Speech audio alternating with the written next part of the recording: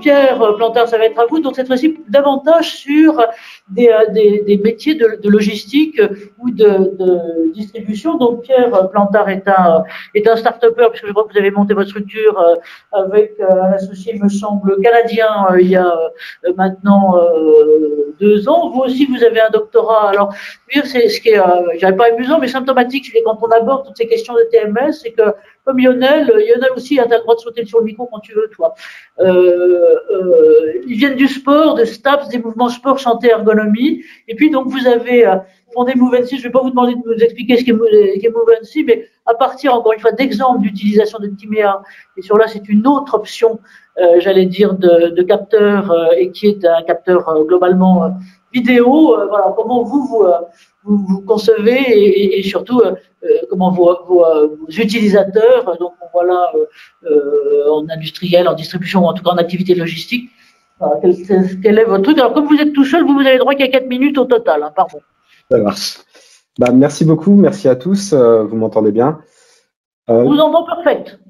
Ok, très bien. Du coup, nous, dans l'idée en fait de la création de Timéa et de Movency, c'est parti plutôt d'un besoin, donc d'un secteur assez large qui s'appelle le manufacturier, donc qui peut regrouper la logistique, la distribution. Mais c'est vrai que nous, on est parti d'un constat avec l'entreprise Faurecia, qui a un équipementier automobile et qui avait un besoin de standardisation et d'objectiver la mesure de ces facteurs de risque bioméca, donc tout ce qui est capture de mouvement, on en a parlé précédemment, et lors de mon doctorat à l'université de Rennes 2 et à l'INRIA, l'objectif était voilà de trouver des solutions pour ce besoin-là. Et le gros problème des entreprises comme Faurecia, c'est les contraintes organisationnelles, parce qu'elles travaillent beaucoup sur ce qu'on appelle le juste à temps, ou des problématiques très fortes en termes de contraintes sur l'organisation et qui ne permet pas de pouvoir utiliser des capteurs qu'on place sur le corps, de devoir calibrer des espaces et autres. Tout ça, c'était proscrit. Donc nous, quand on est venu à essayer d'étudier ce besoin pendant nos activités de recherche, on s'est plutôt orienté sur d'autres types de technologies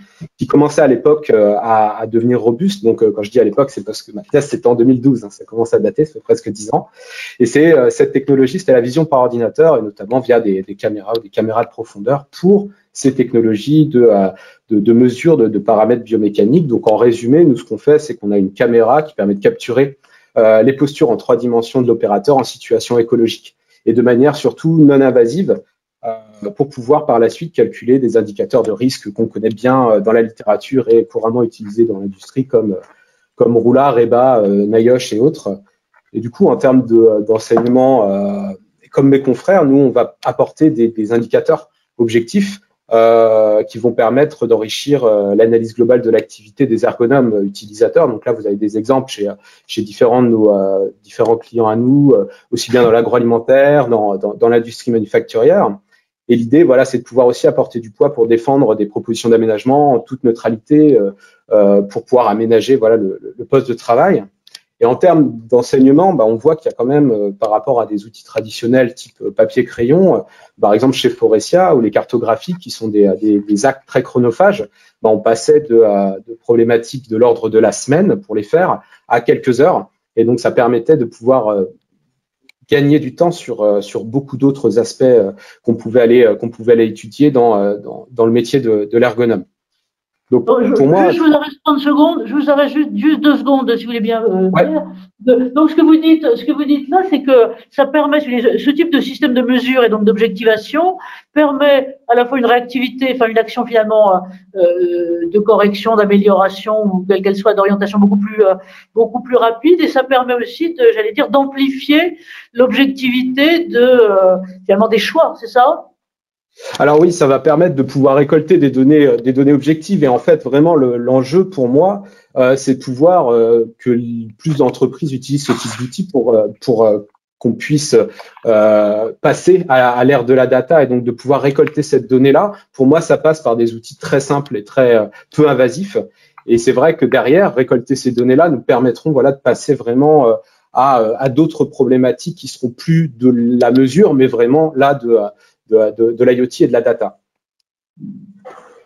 Et je crois qu'on va peut-être on poursuivra globalement tout à l'heure, mais on voit bien effectivement ce que vous dites, et je disais aussi votre et votre prédécessrice, c'est qu'effectivement, souci d'objectivité, réactivité, beaucoup plus de rapidité dans l'aide, j'allais dire, pour les décisions immédiates, mais aussi ce que vous montrez, ce que vous nous dites, nous, implicitement ou explicitement, c'est que vous êtes, en gros, dans les starting blocks pour pouvoir, j'allais dire, tirer des enseignements, cette fois-ci beaucoup plus vastes, de plus que les consolidations, mais cette fois-ci, l'ensemble des flux de données qui peuvent être là. Je vois, Lionel, que tu te prépares activement. Tu veux prendre la parole?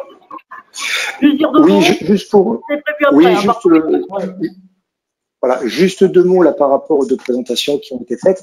Alors attendez, je dis quand même que Lionel Giovanelli est le grand prêtre de l'innovation opérationnelle et des dispositifs d'assistance physique au sein de la SNCF, et donc on a démarré nos premiers trucs exosquelettes il y a déjà quelques années.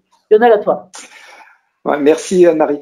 Voilà, juste pour compléter un petit peu ce qui a été dit, effectivement, je trouve que ce qui a été dit, effectivement, le message est clair. Moi, quand j'ai commencé à travailler en 92, ça date il y a très très longtemps, bon, j'avais rien, j'avais même pas un caméscope. Donc en fait, j'ai dû apprendre à repérer des indicateurs, des critères qui me permettaient de faire mes évaluations. J'ai eu la chance de rencontrer les gens de TEA, alors que le système existait à l'INRS, mais il n'existait pas en version entre guillemets industrialisable, qui sont venus voir comment je travaillais pour se dire comment on pourrait faire pour mesurer. Et puis on a acheté une des premières versions en 99. Alors c'était un peu épique, hein, parce que on pouvait pas repasser le film, recoter, etc. Mais ça nous donnait, dans ce qu'on pouvait avoir, des informations intéressantes.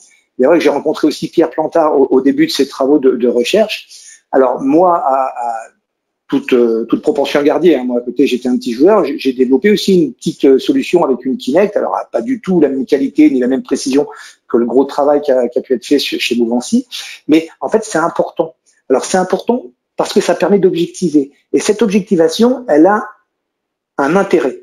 En fait, c'est prouvé par la mesure que le travail, il est dur ou pas, etc. Quand on fait juste des observations comme ça, quand on fait juste un bilan mais qu'on n'a pas de données objectivées, on a beaucoup moins de poids par rapport à nos commanditaires. Nous, on a fait une étude là par rapport il y a quelques années sur le TGV Océane. Voilà, je raconterai l'anecdote à la fois d'après alors. Next, oui, absolument. Merci, pardon Lionel. Hein. Mais voilà, donc la parole